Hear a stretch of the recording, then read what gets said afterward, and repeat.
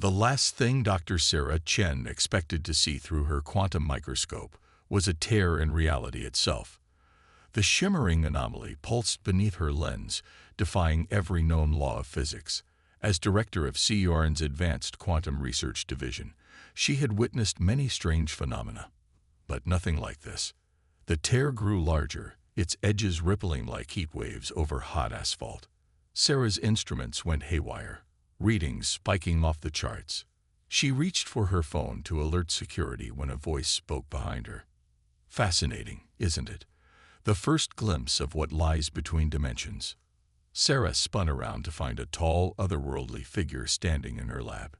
Its skin was a deep indigo, marked with bioluminescent patterns that shifted like constellations. Despite its alien appearance, it carried itself with an air of diplomatic authority.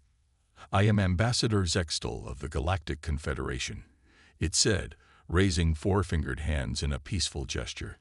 "And you, Dr. Chen, along with your species, are our last hope."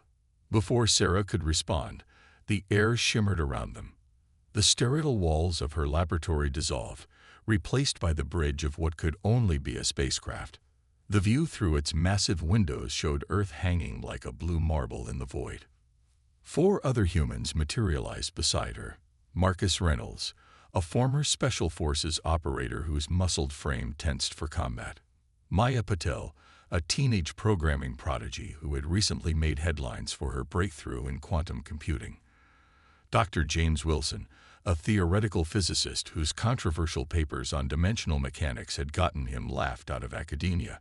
And Captain Maria Santos, an astronaut who had logged more hours in space than any other human. "I apologize for the abrupt extraction," Zextal said, "but time is not on our side. 3 days ago, we detected a Class Omega dimensional breach in the Andromeda galaxy. Something is coming through, something that has already consumed 12 advanced civilizations. Why us?" Marcus demanded, his military training evident in his stance. "Why Earth?" Zextal's bioluminescent patterns pulsed faster. "Because humans possess something unique in the universe, an ability we thought was merely theoretical until we discovered your species. Your minds can perceive and interact with multiple dimensions simultaneously, though this talent has laid dormant due to evolutionary constraints." Maya stepped forward, her young face alight with curiosity. "Is that why I sometimes see patterns in code that shouldn't be there? Connections that others miss?" "Precisely," Zextal replied. "Each of you has already shown signs of this ability, though you didn't recognize it for what it was. Dr. Chen's quantum research has been unconsciously influenced by her dimensional sensitivity. Captain Santos's unprecedented survival of a solar radiation event wasn't luck. She instinctively shifted partially out of our dimension." "The dreams," Dr. Wilson whispered. "The mathematical equations I see in my sleep. They're real." "Very real," Zextal confirmed. "And now we need to awaken these abilities fully. The entity breaking through from the other dimension operates on principles our weapons cannot touch. But humans, with your unique dimensional perception, might be able to fight it." "Might?" Maria asked, her astronaut's training keeping her voice steady despite the situation. Zextal's patterns dimmed slightly. "The process of awakening these abilities is dangerous. Some minds cannot handle the expansion of consciousness required. And even if you survive, you'll be facing a horror that has destroyed civilizations far more advanced than Earth's." The tear in reality that Sarah had been observing in her lab suddenly appeared on the bridge's main view screen, now massive and spreading across space like a cosmic cancer. "The breach is growing faster than predicted," Zextal said urgently. "We have less than a week before it reaches the Milky Way. Will you help us?" Sarah looked at her fellow humans. In their eyes, she saw the same mix of fear and determination that she felt. They were being asked to risk everything. Their minds, their lives, their very understanding of reality.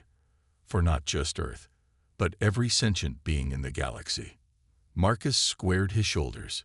"If we're humanity's best shot, count me in." "The mathematical possibilities alone," Dr. Wilson muttered, already lost in calculations.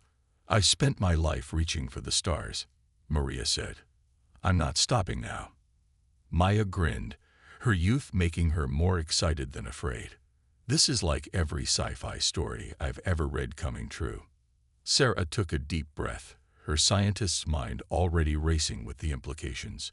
"We'll need to understand exactly how these abilities work, run tests, establish protocols." "I'm afraid we don't have time for extensive research," Zextal interrupted. "The awakening must begin now." The ambassador raised a device that looked like a crystal scepter. It began to hum with an otherworldly frequency that made Sarah's teeth ache. The air around them became heavy with potential, like the moment before lightning strikes. "Remember," Zextal said as energy began to swirl around them, "your species' greatest strength isn't just your dimensional sensitivity. It's your ability to adapt, to push beyond your limits when everything is at stake. That's why the universe fears humans. That's why you might just save us all." The energy crescendoed, and Sarah felt her consciousness expanding like a balloon about to burst. As reality itself began to twist around them, she had one last coherent thought. Humanity was about to show the universe exactly what they were capable of. The awakening felt like dying and being reborn in the same instant. Sarah's consciousness expanded beyond the confines of her human mind, stretching into spaces that shouldn't exist. Colors she had no names for bloomed in her vision. The very air seemed alive with geometric patterns that twisted through impossible angles. "Breathe through it," Zextal's voice echoed from somewhere far away.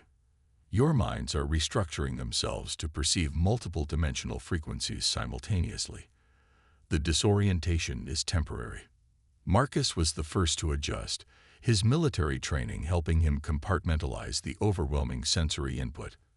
"I can see everything," he said, watching ripples of probability cascade through the air with each movement he made.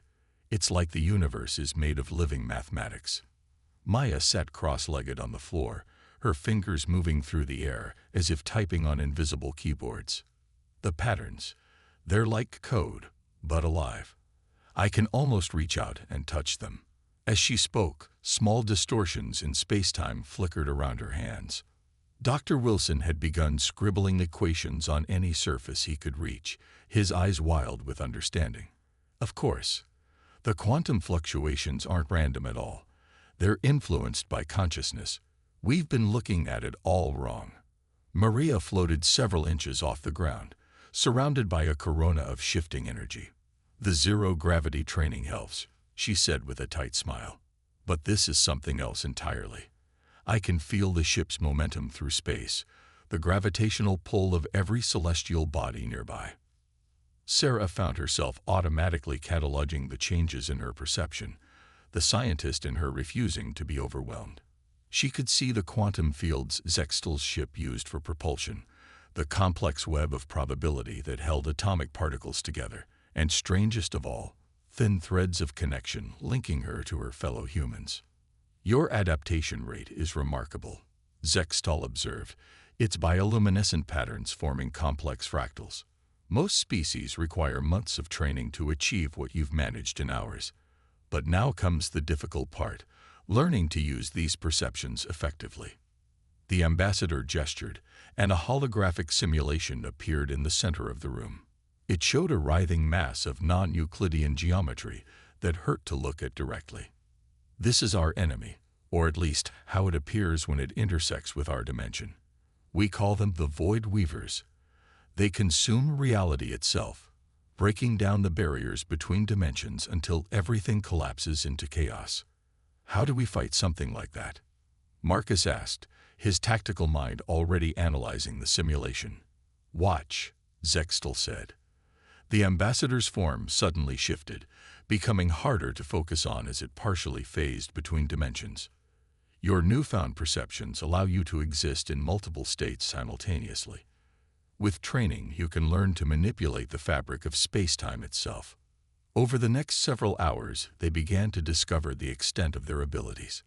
Marcus found he could enhance his physical capabilities by drawing energy from parallel dimensions, making him stronger and faster than humanly possible. Maya's talent for patterns let her predict and manipulate probability fields, creating localized reality distortions. Dr. Wilson's theoretical knowledge combined with his new perceptions gave him insight into the fundamental forces of the universe. He learned to generate fields that could stabilize or destabilize dimensional boundaries. Maria's experience with zero-gravity operations translated into an intuitive understanding of spatial manipulation, allowing her to fold space around herself. Sarah discovered her own talent lay in analysis and synthesis.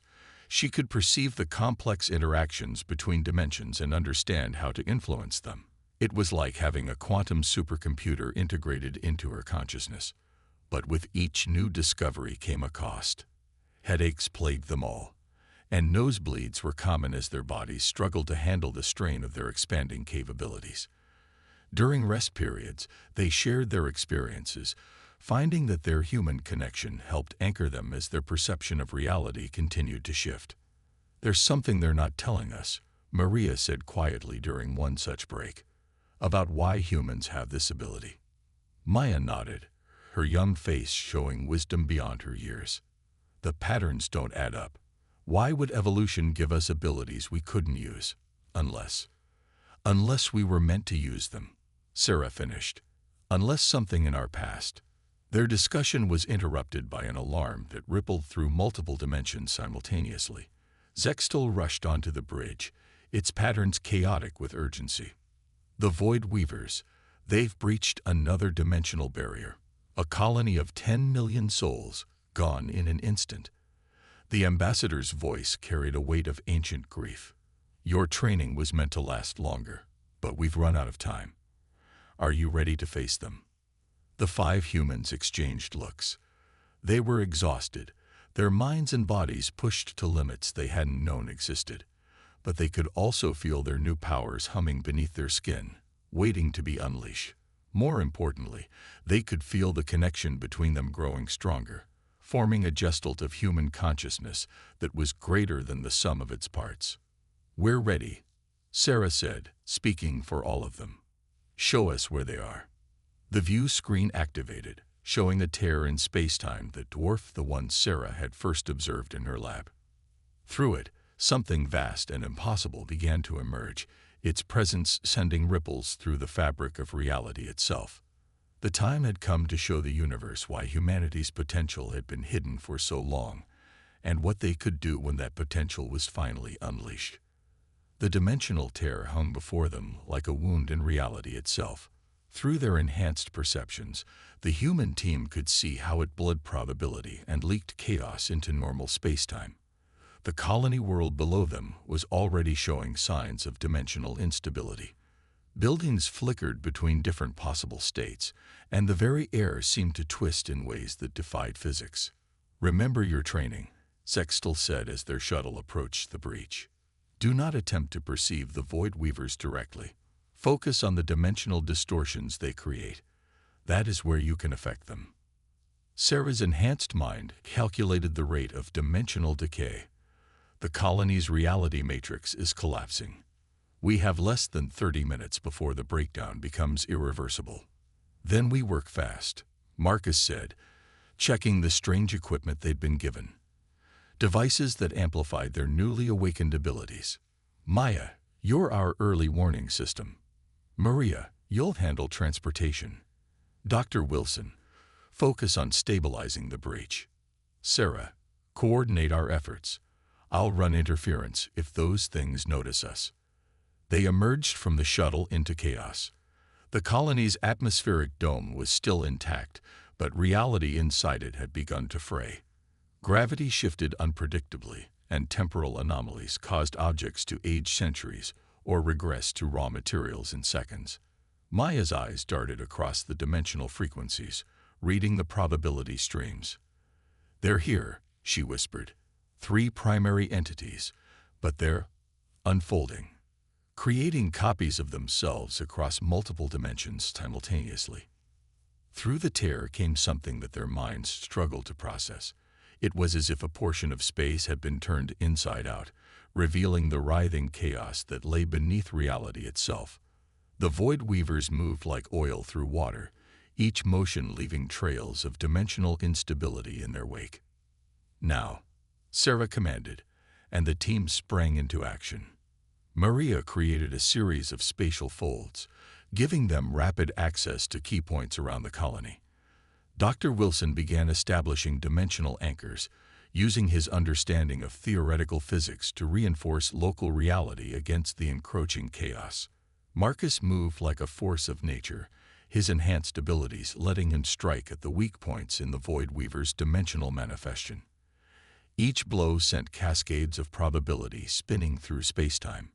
Maya predicted their responses, calling out warnings and identifying patterns in their seemingly random movements. Sarah coordinated it all, her expanded consciousness processing the multiple streams of information and calculating optimal strategies.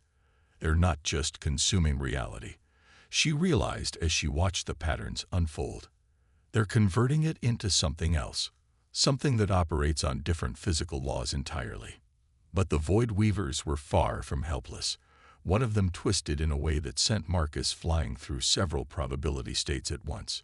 He would have been scattered across multiple dimensions if Maya hadn't quickly calculated his most likely position, and Maria hadn't snatched him back to their primary reality. "These things are smart," Marcus gasped, blood trickling from his nose. "They're adapting to our attacks." Dr. Wilson's voice crackled over their dimensional communication link. "The breach is still expanding.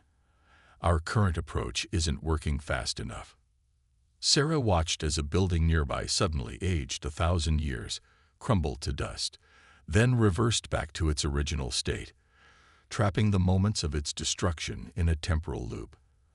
An idea struck her, dangerous, but possible with their combined abilities. "We need to synchronize," she said. "Maya, calculate the convergence point of all local probability streams. Maria, prepare to fold space around that point. Dr. Wilson, I need you to create a feedback loop in the dimensional barriers. Marcus, be ready to strike precisely where I tell you." "What are you thinking?" Maya asked, her fingers already dancing through probability calculations. "If we can't seal the breach conventionally, we'll use the Void Weaver's own nature against them. They convert our reality into their chaos. Let's see how they handle their chaos being converted back into our reality." The team moved with perfect coordination, their human ability to adapt and improvise proving crucial. Maya identified the perfect moment in the probability stream. Maria folded space into an impossible knot around it.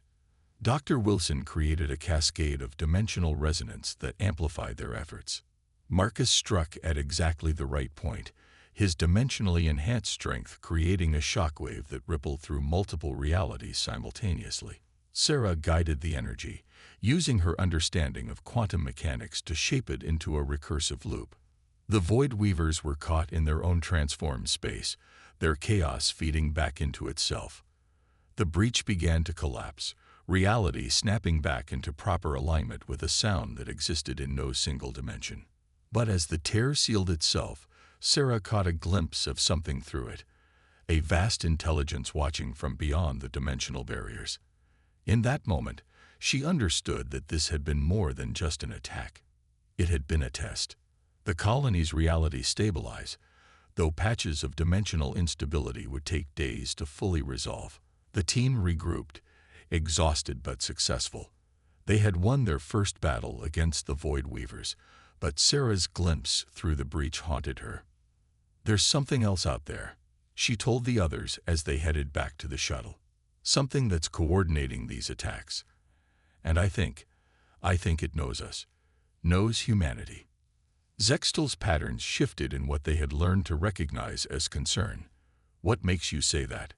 "Because right before the breach closed, I felt it searching for something specific, something it expected to find in human minds." Sarah looked at her fellow humans, seeing the same realization dawning in their eyes. "We need to know the truth about why humans have these abilities. What really happened to Earth in its ancient past." The ambassador's bioluminescence dimmed noticeably. "Perhaps," it said carefully, "it is time I told you about the war that erased humanity's first golden age, and why your species was forced to forget its true potential." Back aboard Zextal's ship, The humans gathered in what the ambassador called the memorial chamber. The circular room was filled with holographic displays showing fragments of Earth's forgotten history, ancient cities that defied known technology, battles that reshaped continents, and humans wielding powers that seemed godlike. 100,000 years ago, Zextal began. Humanity was among the most advanced civilizations in the galaxy. Your ancestors had unlocked their dimensional abilities naturally, over millennia of evolution. They built wonders, explored dimensions, and helped shepherd younger species toward enlightenment. The ambassador's patterns shifted to deep, somber colors. Then the Void Weavers came, not through a breach, as they do now, but invited. By humans. We let them in, Marcus asked, his combat-trained mind already seeing the tactical implications. Your ancestors believed they could control them, use them to reach even higher dimensions. Instead, the Void Weavers turned on humanity, launching a war that nearly destroyed all reality in this galaxy. Maya studied the historical displays, her probability-enhanced mind filling in the gaps. But humanity won, didn't they? Otherwise, we wouldn't be here. Yes, but at a terrible cost, Zextal said. The final battle unleashed energies that threatened to unravel space-time itself. The only way to save existence was to fundamentally change it. Your ancestors used their combined power to create a dimensional barrier around Earth, one that would suppress human abilities and make them forget their true nature. The dimensional dampening field, Dr. Wilson realized. The one you said is generated by machines on 4 planets. Those aren't alien machines, are they? They're human technology. Correct. Your ancestors built them, knowing they would condemn humanity to thousands of years of technological regression. Better that than risk another war that could end everything. Sarah felt the weight of this revelation pressing against her expanded consciousness. But now we need those powers again, to fight the very enemy we once helped create. That's why the Void Weavers are targeting us specifically, they remember. A sudden spike of pain shot through her head, and Sarah stumbled. Blood trickled from her nose, and she noticed similar symptoms affecting her teammates. Maya's probability calculations were becoming erratic, causing small reality fluctuations around her. Marcus's enhanced strength was fluctuating dangerously, and Dr. Wilson's attempts to stabilize the dimensional energy were growing weaker. The price of power, Zextal said grimly. Your bodies and minds were never meant to develop these abilities so quickly. The artificial awakening process is taking its toll. Maria wiped blood from her own nose. How long do we have?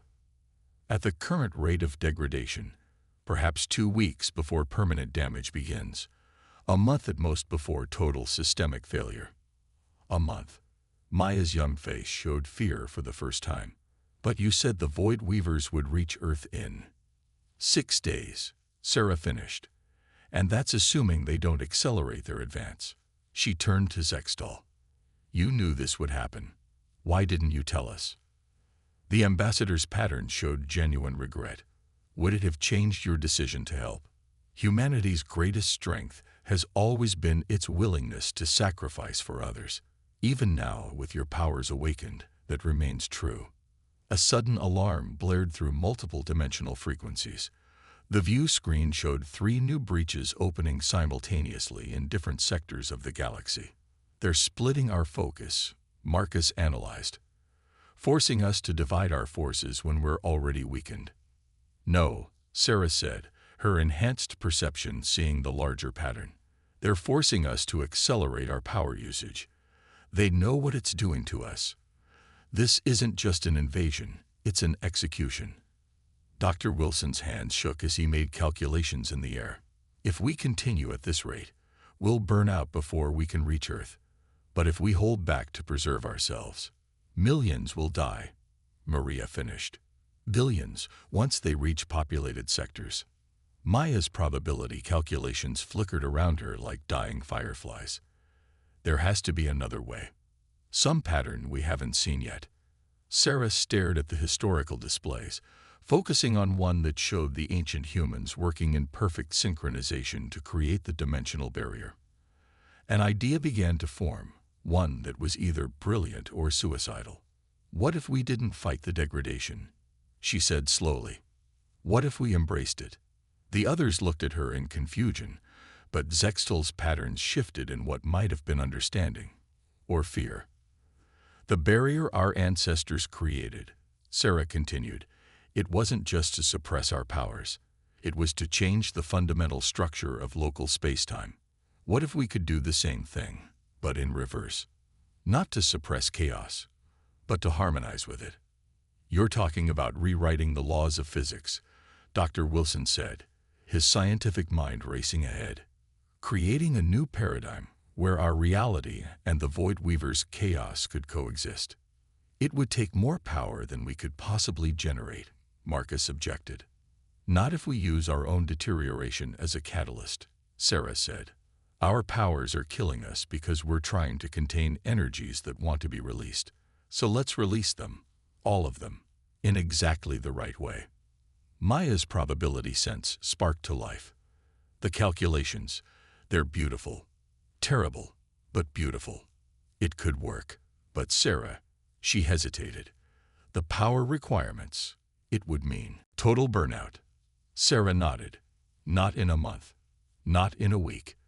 The moment we attempt it, we'd have one chance, and it would cost us everything. The team fell silent, each facing the weight of this choice. Fight a losing battle that would kill them slowly and allow the Void Weavers to reach Earth, or sacrifice themselves immediately for a chance at a permanent solution. The alarms continued to blare as more breaches opened across the galaxy. Time, like their powers, was running out. The dimensional alarms had become a constant chorus as the Void Weavers tore their way across the galaxy. Earth lay directly in their path, along with countless other inhabited worlds. In Zextal's ship, 5 humans prepared to attempt the impossible. The calculations are complete, Maya said, her voice weak but determined. Ghostly equations hung in the air around her, probability streams showing their chances of success. It's going to take perfect synchronization. 1 microsecond of misalignment, and reality shatters instead of transforming, Dr. Wilson finished. He looked decades older than he had a week ago, the strain of their powers etching deep lines in his face. But I found the resonance frequency, if we can match it exactly. Marcus paced the bridge, his movements leaving afterimages across multiple dimensions. The Void Weavers know something's coming. They're accelerating their advance. We need to do this now, while we still can. Maria floated in a cross-legged position, conserving her remaining strength. The question is where? We need a point in space-time that connects to all the breaches. Not just the breaches, Sarah said. Blood ran freely from her nose now, but her mind was clearer than ever. We need to connect to Earth too, to the suppression field our ancestors created. It's part of the pattern. It always has been. Zextal's pattern swirled with concern. What you're attempting, it goes beyond dangerous. You're trying to fundamentally alter the nature of reality itself. Even your ancestors never attempted something so bold. Maybe that's why they failed, Sarah replied. They tried to fight chaos by suppressing it. We're going to embrace it, transform it into something new, something that can coexist with order. The ambassador studied them for a long moment. You understand there's no coming back from this. Even if you succeed, the energy required will burn out your powers completely. Best case scenario, you'll survive but be permanently diminished, unable to access these abilities ever again. And worst case, Marcus asked with a grim smile, total atomic dissociation across multiple dimensions, your very essence scattered through reality. Maya's young face showed no fear now, only determination. Better that than watching everything we love get consumed by chaos. How do we start? Maria asked. Sarah closed her eyes, extending her perceptions to their absolute limit. The suppressors our ancestors built, they form a tetrahedral pattern around Earth. Perfect geometric balance. We need to mirror that pattern here, but inverted. Instead of pushing in, we'll pull out. They took their positions, forming a pentagon around a central point of focused dimensional energy. Each of them would serve as a vertex in the pattern, with Sarah at the nexus point, coordinating their efforts. "Maya," Sarah said, "calculate the probability streams. Find us the perfect moment. Marcus, channel your combat instincts. When the moment comes, strike with everything you have. Dr. Wilson, you'll handle the dimensional frequencies. Match them exactly to the resonance you discovered. Maria, your spatial awareness is crucial. Keep us aligned across all dimensional axes." Sarah took a deep breath, feeling the connection between them growing stronger. "I'll serve as the conduit. Everything flows through me." Zextal moved to the edge of the bridge.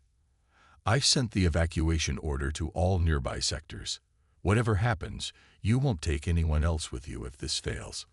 The Void Weavers sensed what they were attempting. Reality buckled as the entities tried to stop them, sending waves of dimensional disruption that threatened to tear them apart before they could begin. "Now," Maya shouted, her probability sense showing them their moment. They moved as one, their powers flowing together in perfect harmony. Marcus struck at the fabric of space-time itself, creating a shockwave that rippled through dimensions. Dr. Wilson caught that energy and shaped it, matching it to his calculated frequency. Maria kept them anchored as reality tried to tear itself apart around them. Sarah stood at the center of the maelstrom, channeling power beyond anything she'd thought possible. Through their combined consciousness, she could see everything. The pattern of life across the galaxy, the ancient machinery their ancestors had built, the very structure of space-time itself. And she could see the Void Weavers for what they truly were, not destroyers, but transformers, seeking to turn all of reality into their own chaotic dimension. Their mistake was in thinking chaos and order couldn't coexist. Together, Sarah called out as their power reached its peak. "Everything we have, everything we are." They poured their essence into the pattern, their humanity becoming the catalyst for something entirely new. Sarah felt their consciousness expanding, merging, becoming something greater than the sum of its parts. In that moment, they were no longer 5 humans. They were humanity itself, unleashed and unbound. The energy released was beyond measurement. Reality shuddered, twisted, and began to change. The dimensional barriers didn't just repair, they transformed. Order and chaos began to interweave, creating something new, something that had never existed before. The Void Weavers found themselves caught in the transformation. Unable to consume this new reality, they instead became part of it, their chaos harmonizing with the underlying order of the universe.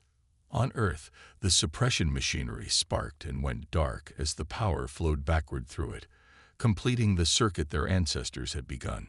Across the galaxy, beings of all species watched in awe as reality shifted around them, becoming something both familiar and entirely new. In the center of it all, 5 humans gave everything they were to save not just their world, but all worlds. Their powers burned out in a final flash of glory, their consciousness returning to their bodies as the transformation completed. Sarah awoke to find herself on the floor of the bridge. Her enhanced perceptions were gone, leaving her feeling blind and deaf compared to what she had been. But she was alive. They all were. "Did it work?" she asked weakly. Zextal's pattern showed colors they had never seen before. "See for yourself." The view screen showed their new reality, one where order and chaos danced together in perfect balance. The Void Weavers were still visible, but transformed, no longer consuming reality, but adding to its complexity and beauty. "The universe will never be the same," the ambassador said softly. "You've done what we thought impossible, created a new way of existing, where all things can flourish together." Maya struggled to sit up, her probability sense now just a fading memory. "We'll never have those powers again, will we?" "No," Zextal confirmed. "But perhaps that's for the best. Your species has proven something far more important than power. You've shown that humanity's true strength lies not in your abilities, but in your willingness to sacrifice them for the greater good." Marcus helped Maria to her feet, while Dr. Wilson stared in wonder at their transformed reality.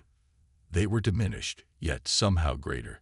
They had lost their godlike powers, but in doing so, they had fulfilled humanity's greatest potential, the ability to change not just themselves, but the very nature of existence itself. Sarah looked out at the new universe they had created, feeling not loss but hope. Maybe this is what we were meant to do all along. Not to fight chaos or contain it, but to show the universe a better way. To prove that the impossible is only impossible until humans decide to make it possible. The stars sparkled with new energy, order and chaos moving together in an eternal dance. Humanity had unleashed its true power, not the ability to transcend reality, but to transform it, to make it better for all forms of life. And somewhere in the vast expanse of space, other humans were beginning to wake up to their own potential, ready to face whatever challenges this new reality might bring.